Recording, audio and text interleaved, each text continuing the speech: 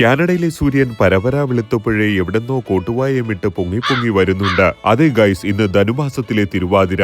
എന്റെ പൊന്നു ദൈവമേ, രാവിലെ തന്നെ സ്ക്രിപ്റ്റിലില്ലാത്ത എന്തൊക്കെയോ വിളിച്ചു കൂവുകയാണല്ലോ. എന്നാൽ ഞാനൊരു സത്യം പറയട്ടെ ഗൈസ്, ഇന്ന് തിരുവോണമാണത്രേ. കാനഡയിലല്ല, അങ്ങ് കൊല്ലം കുണ്ടറയായാലും നുമ്പ ഓണം ആഘോഷിച്ചിരിക്കും. ആദ്യം ഊഞ്ഞാല്. അത്ഭുതമെന്ന് പറയട്ടെ, സായിപ്പിന്റെ നാട്ടിലെ മരങ്ങളെല്ലാം ദുഃഖ വെള്ളിയാഴ്ചരെന്ന് ഹോളി ആഘോഷിച്ചതുപോലെ കളറടിച്ചു നിൽക്കുന്നു. അങ്ങനെ ഊഞ്ഞാലിന്റെ കാര്യം ഉസാഗ. അത്തപ്പൂക്കളം ഇടാമെന്ന് കരുതിയപ്പോൾ കഴിഞ്ഞ ദിവസം പൂപറിക്കാൻ പോയ 6 പേരുടെ മുട്ടിന്റെ ചിരട്ട ഡിങ്കിരി മാതാമ പക്കാവട പോലെ പൊടിച്ചു എന്നാണ് കേട്ടത്.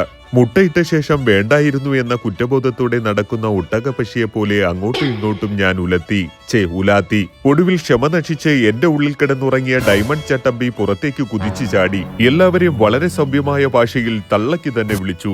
ഒട്ടും താമസിച്ചില്ല. പരിപ്പ് വന്നു, സാമ്പാർ വന്നു, തോരൻ വന്നു, എന്തിന് അവിയൽ വരെ വന്നു. പക്ഷേ പായസം മാത്രം വന്നില്ല. വളരെ ബുദ്ധിമുട്ടി കഷ്ടപ്പെട്ടാണ് ഞങ്ങൾ ഞങ്ങളുടെ നായികയെ കണ്ടെത്തിയത്. വിളിക്കാൻ പറയട്ടെ ഡയറക്ടർ സാർ? യെസ്.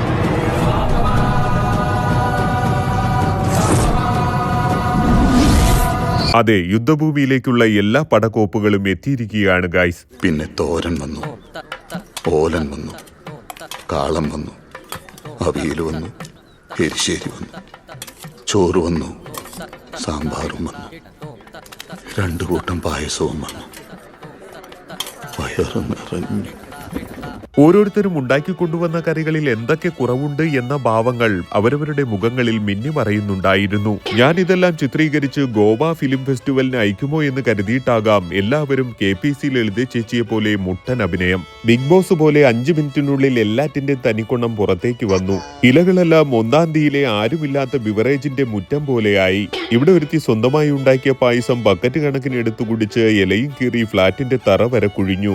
ഇഞ്ചിക്കറി കണ്ടപ്പോൾ കുഞ്ചാലുമൂട്ടിലെ കുഞ്ഞമ്മയെ അറിയാതെ ഓർത്തുപോയി ഗൈസ്. കാരണം ഇഞ്ചിയേക്കാൾ 3 ഇരട്ടി പവറാണ് വട്ട് കുഞ്ഞമ്മയ്ക്ക്. ഊഞ്ഞാലും അത്തപ്പൂക്കളവും ഉറ്റവരും ഉടയവരും ഒന്നും അടുത്തില്ല എന്ന കുറവ് മനസ്സിലൊതുക്കി ഞങ്ങളും ഒരു കുഞ്ഞോണം ആഘോഷിച്ചു ഗൈസ്. അപ്പോൾ എന്റെ എല്ലാ ചങ്കുകൾക്കും ഹൃദയം നിറഞ്ഞ ഓണാശംസകൾ. ചിരിക്കൂ, ചിരിപ്പിക്കൂ, സന്തോഷം പരക്കട്ടെ.